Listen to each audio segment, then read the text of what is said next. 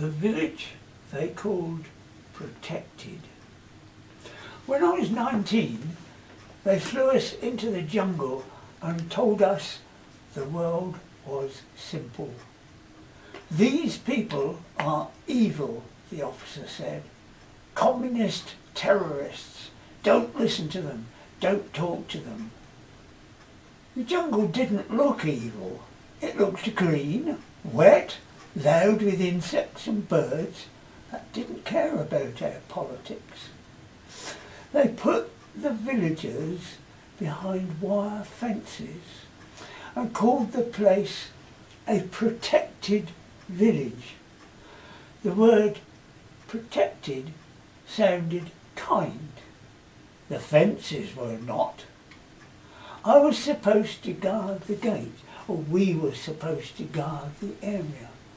The first woman who came through was carrying a sack of rice and a crying child.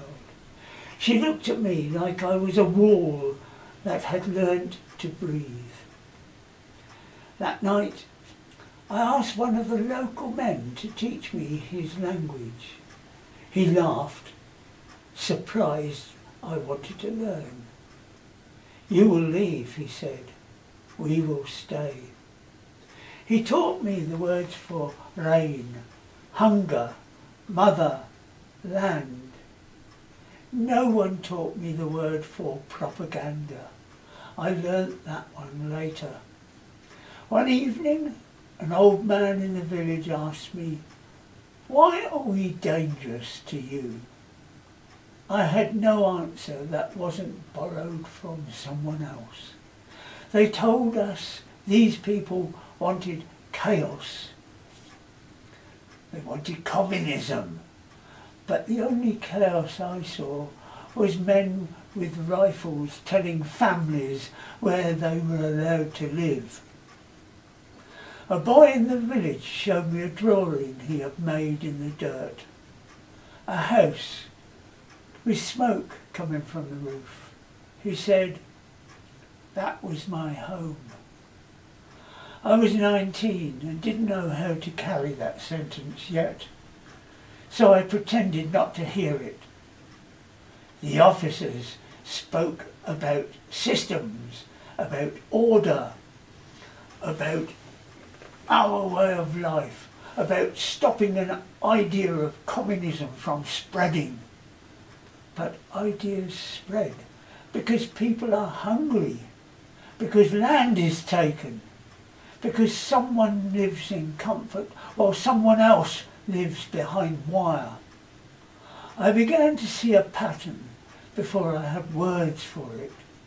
Later in life, I would hear bankers talk about risk management, about insurance, about protecting investments. It sounded too much like protected villages. Later still, I would hear landlords talk about housing markets, about returns, about passive income. It sounded too much like men who never stood guard at the fence. When I left the jungle, I carried medals and silence. The medals were light, the silence was heavy.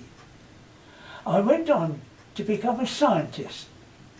I learnt how systems work, how feedback loops reward those who already have power, how collapse never looks sudden to the people underneath it. But the truth came to me first in the jungle, when I was 19. If a system needs fences to survive, it is not protecting people.